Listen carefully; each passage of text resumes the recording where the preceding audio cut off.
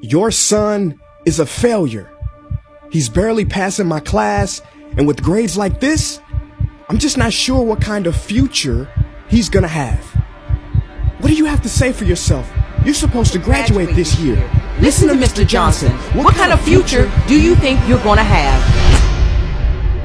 With all due respect, don't call me a failure. Failure is an event, not a person, in fact. And you talk about the future, Mr. Johnson, but you're not preparing us for that. Excuse me? Just listen to what I'm saying. This should be good. Would you agree that in the future, most careers will become automated? Yeah, so? So the people who succeed will have to be curious, innovative, with resilience to adapt to new changes. What's your point?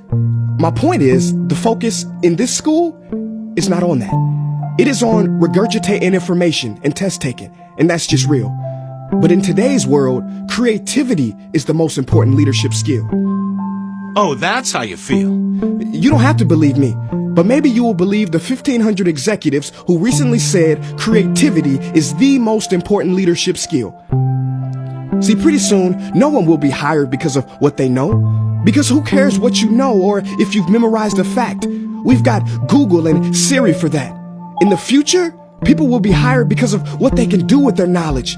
Can they creatively solve real-world problems, not just follow instructions or directions and bubble in multiple-choice questions?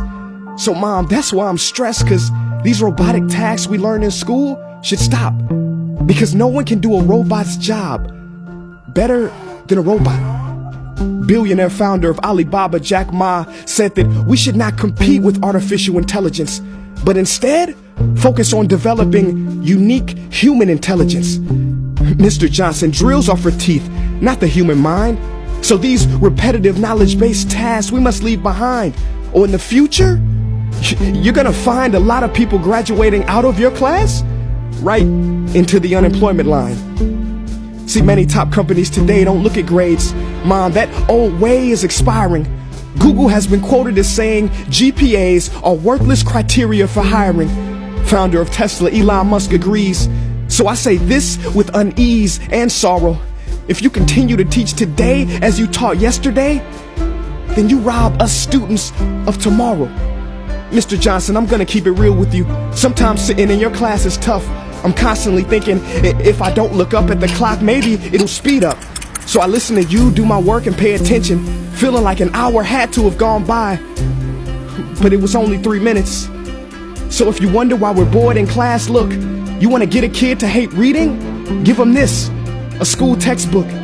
And some people think it's our fault, and that hurts me.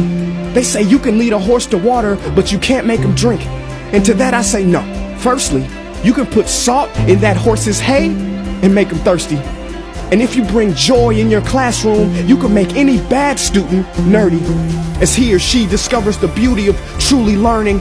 Mr. Johnson, I mean no disrespect. You have the most important job on this planet. You build, create, and save lives. But if you really care about my future, like you say, then you have to fully commit and ask yourself honestly, how do I prepare a child for a future that doesn't yet exist? Here's a hint. The answer is not found in this. It's using this and this. See, in the future, we will need more passion and compassion. People with inspired hearts and wisdom to uplift this planet. And Mom, I love you, but can I be real? Go ahead. You want to know one of the biggest factors for childhood success? It's not IQ. It's family meals. And we haven't had one of those in a while. See, I know sometimes you don't feel proud, because I may not be a straight A student, but I'm not stupid. These tests may be 70% of my grade, but they're 0% of my future. But don't worry, I'll pass this class and get through this. But I need you to give me the space I need to be me and live true. Because the best feeling in the world is that your own parents get you. There's a passage in a book called The Prophet by Khalil Gibran. And if you don't mind, I'd love to share it with you. Go ahead. See, he says, your children are not your children. They are the sons and daughters of life longing for itself. They come through you, but not from you. And though they are with you, they do not belong to you. You may give them your love, but not your thoughts, for they have their own thoughts.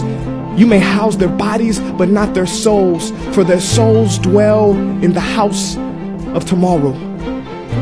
So, Mom, I'd appreciate it if you give me the love that I need to pursue my dreams. See, if we are to succeed, all three of us need behavior change on all fronts. We talk about the future, but the future is now, and it is created now by all of us. I've never heard you speak like that before. Yeah, I didn't know. But I'm going to reach out to administration and try to change some things. You have my word.